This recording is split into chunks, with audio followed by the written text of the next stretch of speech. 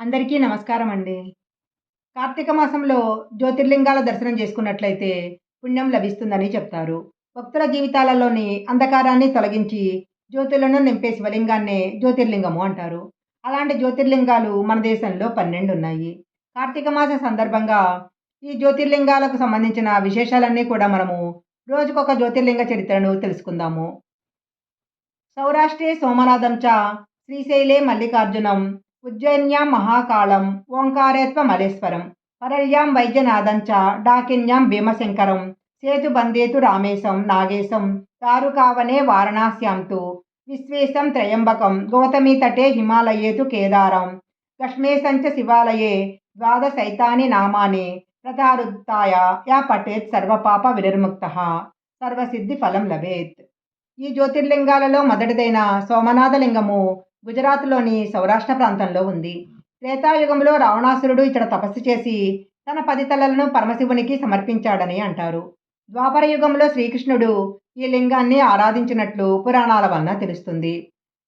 ఈ ఆలయంపై గజనీ మహమ్మద్ అనేకసార్లు దండయాత్ర చేసి విగ్రహాన్ని ధ్వంసం చేసినట్లు చరిత్ర వలన తెలుస్తుంది.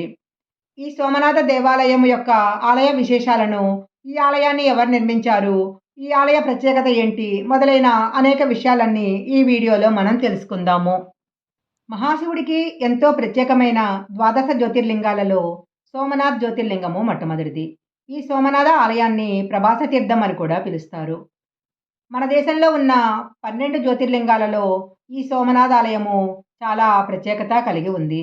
ఈ ఆలయంలో పరమేశ్వరుడు కొలువై ఉండి భక్తులకు దర్శనం కల్పిస్తున్నారు. ఈ ఆలయంలో ఒక ప్రత్యేకత ఉంది. ఆలయంలోని ఒక స్తంభం పైన ఒక బాణం ఉంటుంది. దీనిని బాణస్తంభం అని కూడా పిలుస్తుంటారు.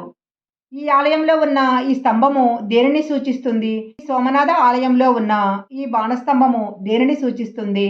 ఈ స్తంభం యొక్క ప్రత్యేకత ఏంటి మొదలైన అనేక విషయాలను ఇప్పుడు తెలుసుకుందాము. పురాణాల ప్రకారము దక్షుడికి 27 మంది కూతుళ్ళు ఉంటారు. 27 మందిని చంద్రదేవుడు వివాహం చేసుకుంటాడు.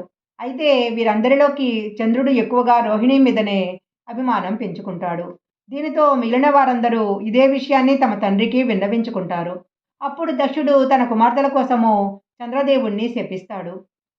ఇలా శపించబడిన చంద్రుడు శాప విముక్తి కలగడం కోసము ఈ ప్రాంతంలో శివలింగాన్ని ప్రతిష్ఠించి పూజలు చేశాడు. ఈ ఆలయ సమీపంలోనే చంద్రుడు శాప విముక్తిని పొందటం వల్ల ఈ ప్రాంతాన్ని ప్రభాస తీర్థం అని పిలుస్తారు. శివుడు చెప్పిన మాట ప్రకారము చంద్రుడు తన భార్యలను సమానంగా చూసుకోవటమే కాకుండా చంద్రుడు ప్రతిష్ఠించిన లింగంలో తాను కొలువై ఉంటానని మాట ఇస్తాడు. అందుకే ఇక్కడ వెలిసిన స్వామివారిని సోమనాథుడు అంటారు. చంద్రుడి చేత ప్రతిష్ఠించబడిన ఈ శివలింగానికి ఆలయాన్ని చంద్రుడు బంగారంతో నిర్మించాడని పురాణాల వలన తెలుస్తుంది. అయితే ఈ సోమనాథ దేవాలయము ఎన్నోసార్లు ధ్వంసం చేయబడి మళ్ళీ పునర్నిర్మించబడింది. ఈ ఆలయంలోని ఒక స్తంభం పైన బాణం ఉంటుంది. అందుకే దీనిని బాణస్తంభం అంటారు. ఈ బాణము సోమనాథ ఆలయం నుంచి దక్షిణ ధ్రువం వరకు ఉన్న సరళరేఖలో ఒక్క ఫ్లాట్ కూడా లేదని చూపిస్తుంది. ఈ స్తంభం నిర్మించే సమయంలోనే భారతీయులకు భూమి గుండ్రంగా ఉందన్న విషయం తెలుసని, అదేవిధంగా భూమి దక్షిణ ధ్రువం అనే విషయాన్ని కూడా అప్పటికే భారతీయులకు తెలుసనే విషయాన్ని ఈ బాణస్తంభం సూచిస్తుంది.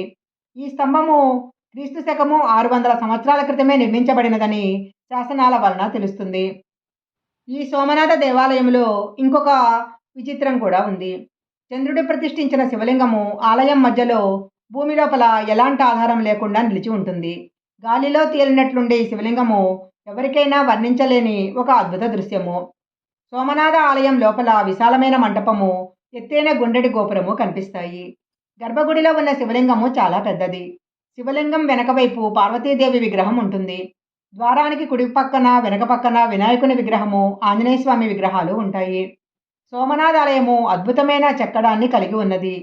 వెండి తలుపులు, నంది విగ్రహము ఇవన్నీ కూడా చాలా ప్రసిద్ధి చెంది ఉన్నాయి.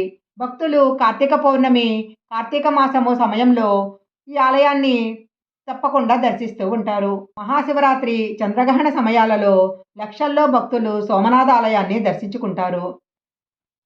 దైత్యసుధన్ మందిరము సోమనాథ క్షేత్రంలో ఉంది.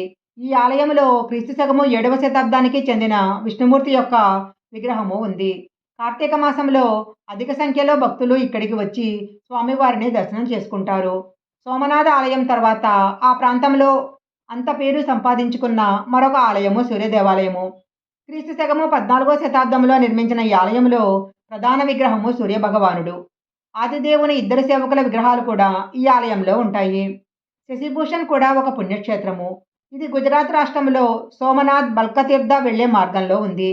ఇక్కడే చంద్రదేవుడు సోమ తన పాపాల నివృత్తి కోసం యజ్ఞం చేశారు. సోమనాథ క్షేత్రాన్ని దర్శించే ప్రతి యాత్రికుడు శశిభూషణ్ను కూడా తప్పకుండా దర్శిస్తారు. మహాకాళి ఆలయము పవిత్ర సోమనాథ ఆలయానికి దగ్గరలో ఉంది. ఈ ఆలయాన్ని కూడా క్రీస్తు శకము 1783 సంవత్సరంలో ఇండోర్ మహారాణి అహల్యాబాయ్ హోల్కర్ నిర్మించారు. ఈ ఆలయాన్ని కూడా భక్తులు తప్పకుండా సందర్శిస్తూ ఉంటారు. సోమనాథ్ నుండి కేవలము 6 కిలోమీటర్ల దూరంలో ఉన్న వేరవాల్ చేపలకే ప్రసిద్ధి చెందిన స్థలము. సోమనాథ్లో గల బల్కా తీర్థానికి ఒక ప్రత్యేకమైన విశిష్టత ఉంది. ఈ ఊర్లోనే శ్రీకృష్ణుని నిర్యాణం చెందాడు. ఈ స్థలంలోనే శ్రీకృష్ణుడు వేటగాని యొక్క బాణం తగిలి తన యొక్క అవతారాన్ని చాలించాడని చెప్తుంటారు. ఈ ప్రాంతాన్ని కూడా భక్తులు సందర్శిస్తూ ఉంటారు. ఈ సోమనాథ దేవాలయానికి సమీపంలో సనా గుహలు కూడా ఉన్నాయి. ఈ గుహలు క్రీస్తు పూర్వము 2వ శతాబ్దంలో నిర్మించబడినట్లు తెలుస్తుంది.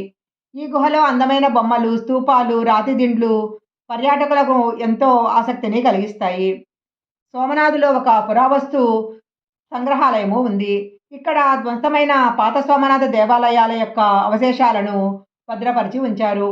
ఈ సోమనాథ దేవాలయాన్ని ఎలా కొల్లగొట్టారు, ఎలా పునర్నిర్మించారు అన్న మొదలైన విషయాలన్నీ కూడా ఈ పురావస్తు ఆలయంలో మనం తెలుసుకోవచ్చు. అలాగే వివిధ కాలాలకు సంబంధించిన రాతి శిల్పాలు, కుడ్యాలు కూడా ఇక్కడ భద్రపరిచారు. సోమనాథ్ దేవాలయాన్ని మనం దర్శించుకోవాలంటే విమానంలో వెళ్ళేవారు సోమనాథ్కి 90 కిలోమీటర్ల దూరంలో ఉన్న డయ్యూ విమానాశ్రయం ద్వారా దేవాలయానికి వెళ్ళవచ్చు. అలాగే సోమనాథ్కి 5 కిలోమీటర్ల దూరంలో వేర్వాల్ వద్ద రైల్వే స్టేషన్ ఉంది. దేశంలోని ప్రధానమైన పట్టణాల నుంచి ఈ రైల్వే స్టేషన్కి రైళ్లు నడుస్తూ ఉంటాయి. సోమనాథ్కి రోడ్డు వ్యవస్థ కూడా చాలా బాగానే ఉంది. డయ్యూ నుండి ఇతర ప్రాంతాల నుంచి బస్సులు అందుబాటులో ఉంటాయి. ఈ రకరకాల రవాణా సాధనాల ద్వారా సోమనాథ దేవాలయాన్ని చేరుకోవచ్చు.